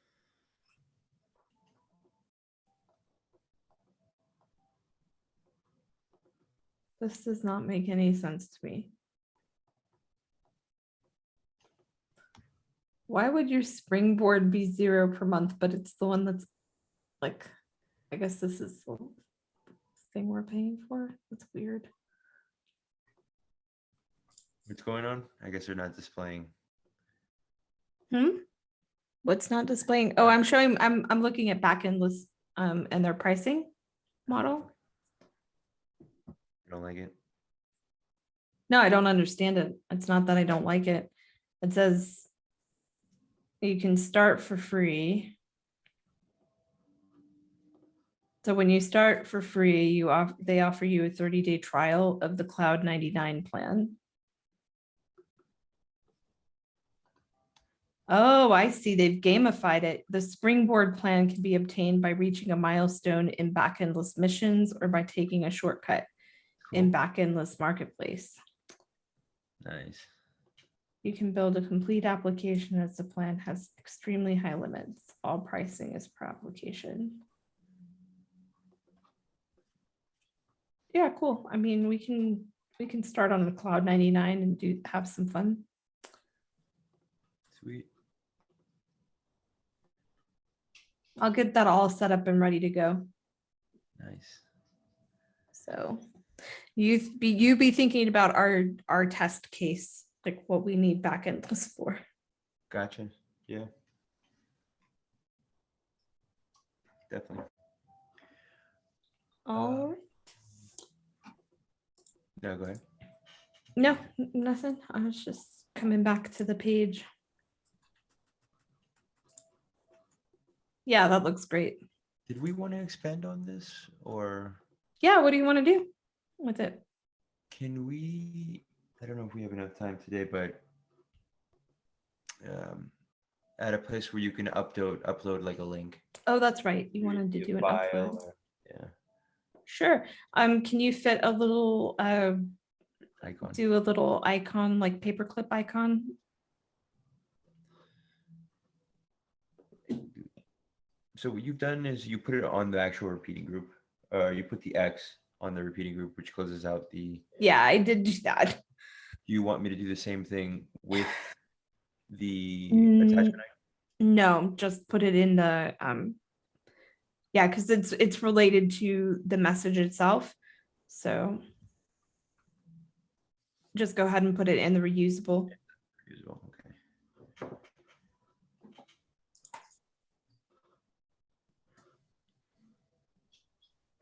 I'm just gonna, for the sake of this, put it right next to the left of the X, Okay, that's fine. unless you prefer elsewhere. I would usually put it like either between the text input and the send button or outside of the send button, like on the other side of it. One of the two. Yeah, I'll do that.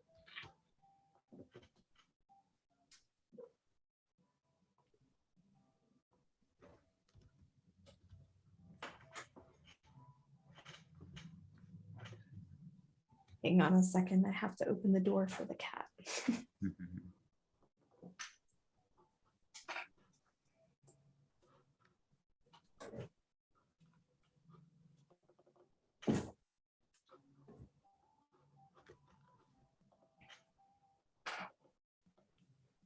I'm back.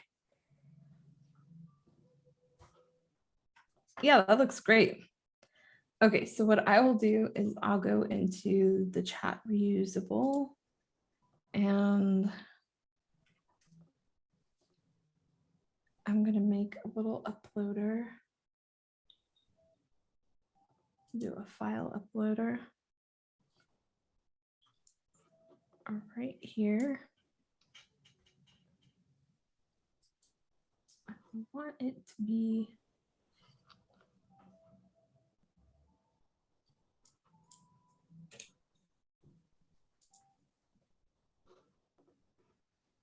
visible and send it to the back.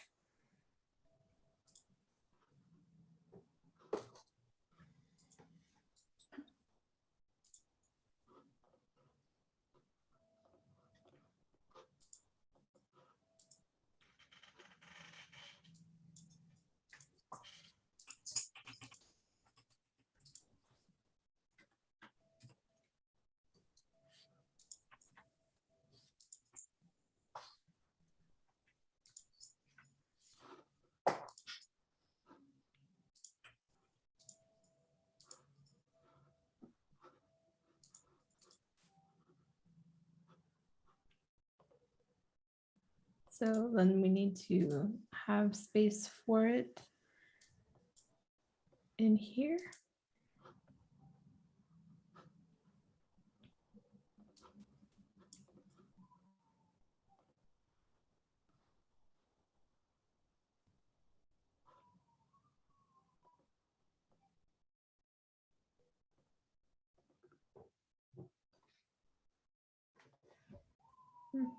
Hey, Tonya. Yes. I'm just gonna leave. I have an early meeting and it's pretty late over here. All right. Thank you for joining us.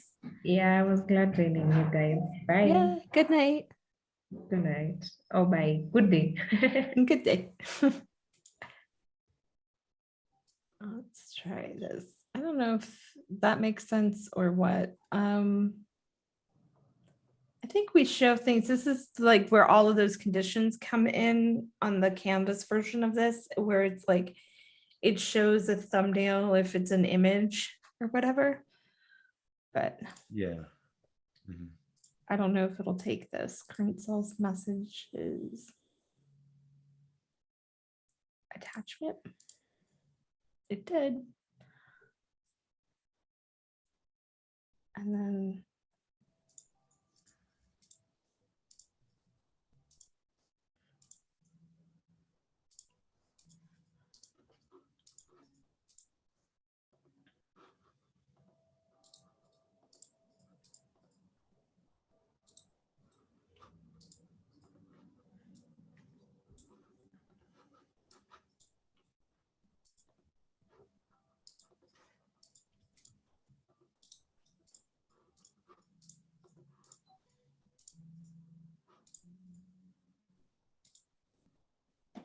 all right. We'll see how this does.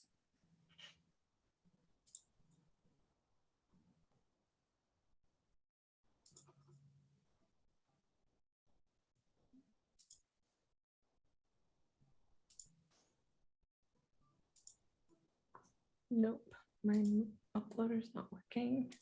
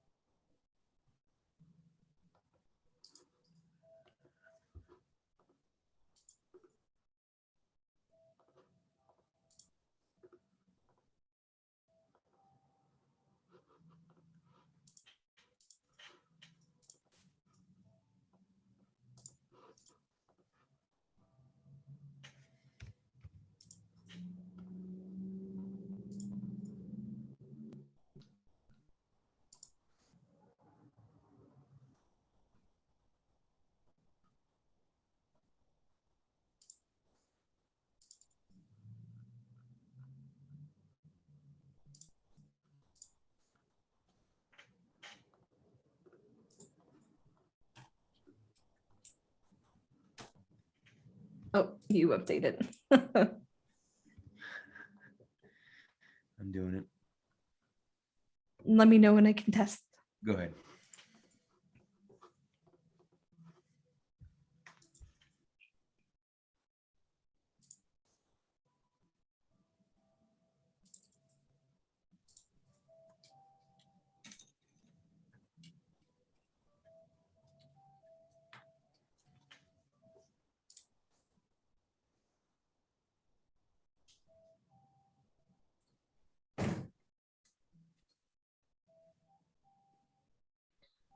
So it did not show. Oh, I see. Thank you. Okay, perfect. Sorry about that. The husband brought me lunch. Oh, So shows my message here, but it didn't show the attachment. And it also doesn't clear this out, which is a little bit annoying. So we'll reset inputs.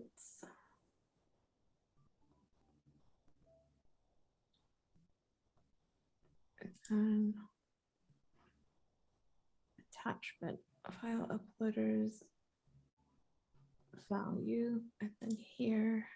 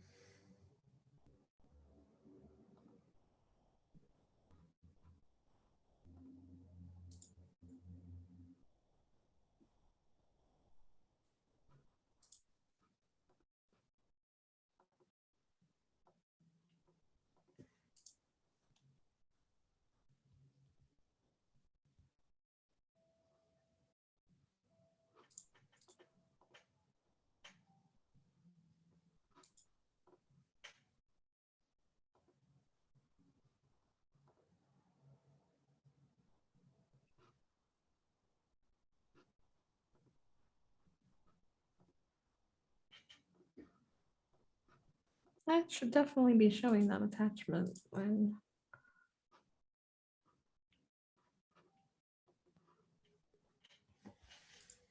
Because in my messages here. Yeah, I have this.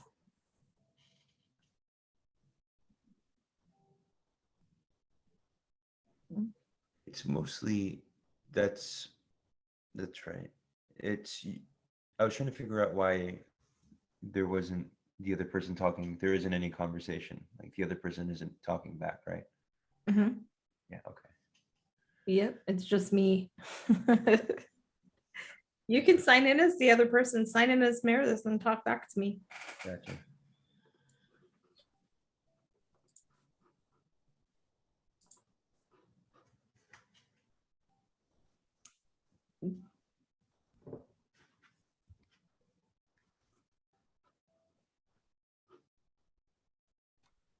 Yeah, the other thing is I want to get this reverse repeating group working. It led me to. Reverse RG is RGID is in reusable and RG is in reusable.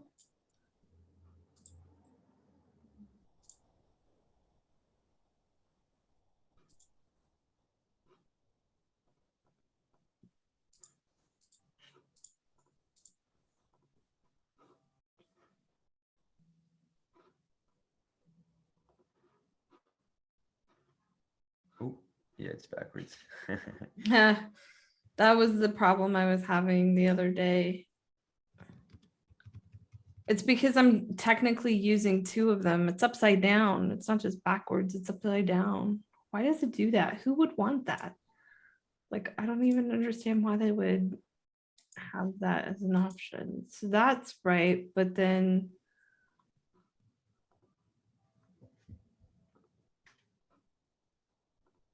but it's still showing the, oh, I need to reverse this is what it is.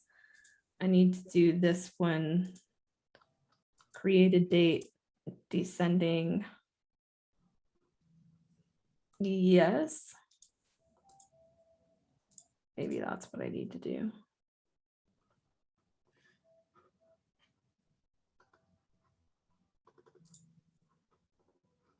Yeah, that's what I wanted. That's right. Okay.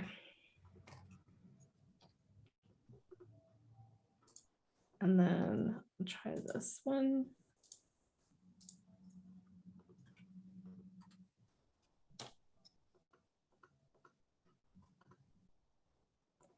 So let's go and see what's happening because I can see the group is expanding. So it knows there's something in here. Attachments URL. That's it. Let's try that.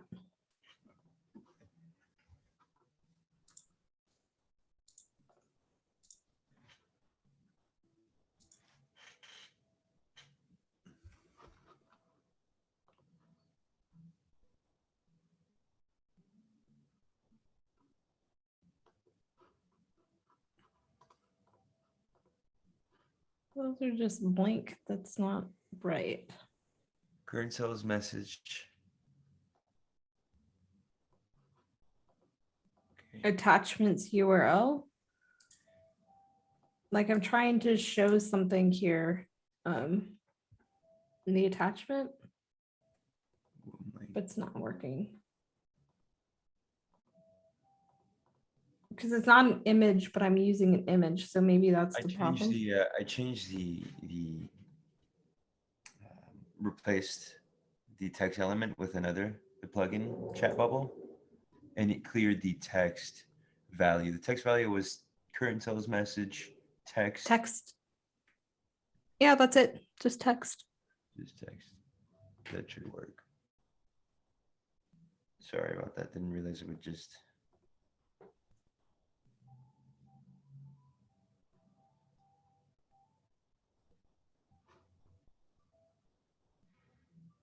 Ooh.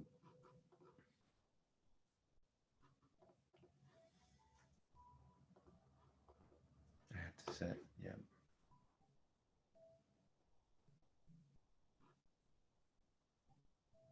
Did you want me to stop editing here? Sure. That looks good. But I still don't see my attachments. That's my angry noise.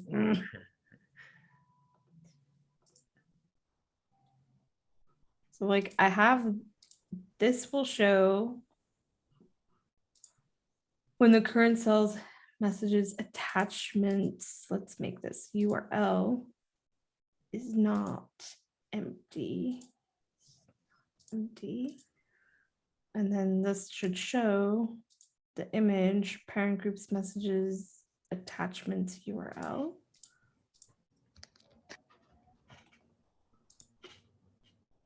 What is?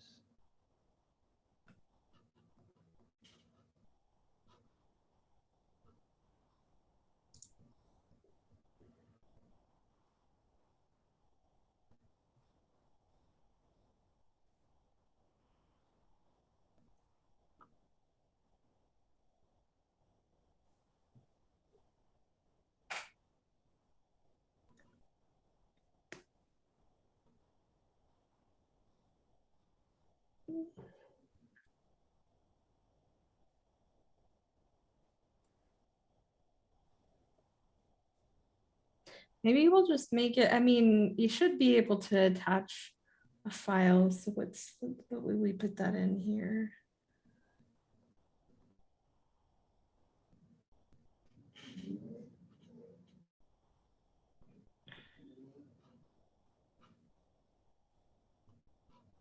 Let's just make the uploader instead of the file uploader. Let's make it an image uploader for now.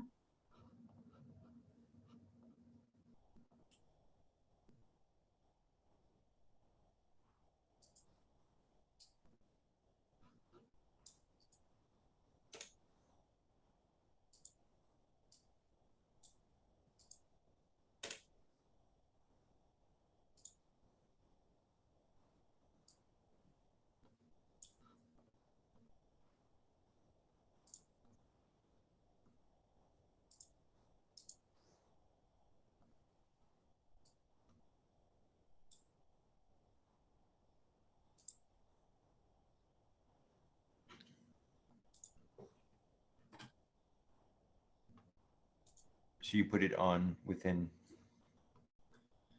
Yeah.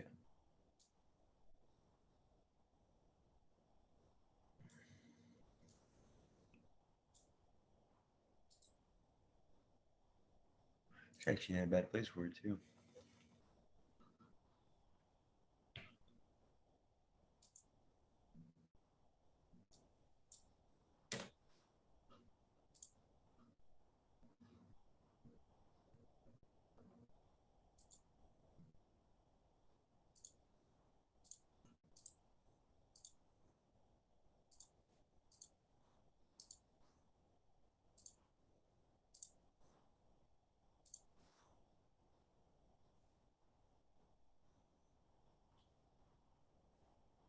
I don't know if that'll work or not. We'll see. And I'm here at my workflow.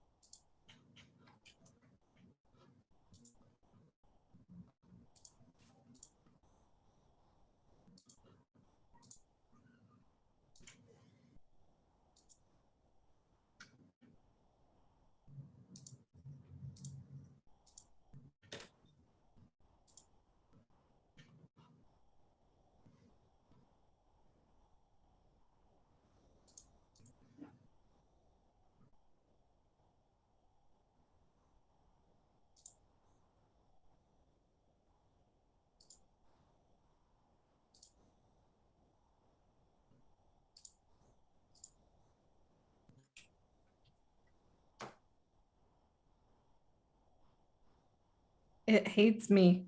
I'm gonna I'm going to put this on pause for the moment and come back to it. It will bug me. I will have it working by Friday.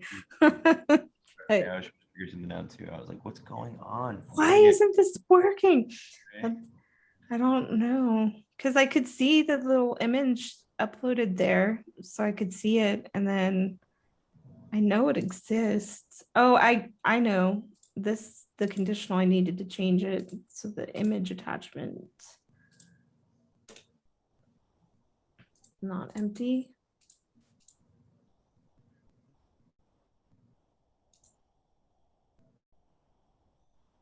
Okay, so now the group is showing, but the image still isn't. What did I do? Oh, I know what I did. Damn it.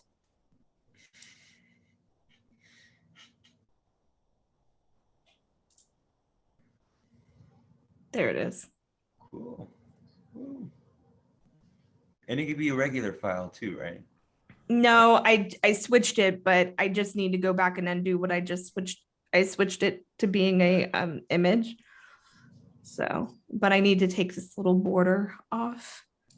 So this little uploader has a border. I don't want it to have a border. None. And that way it won't look so funny. Yeah, that looks really good. Awesome. You figure out how to get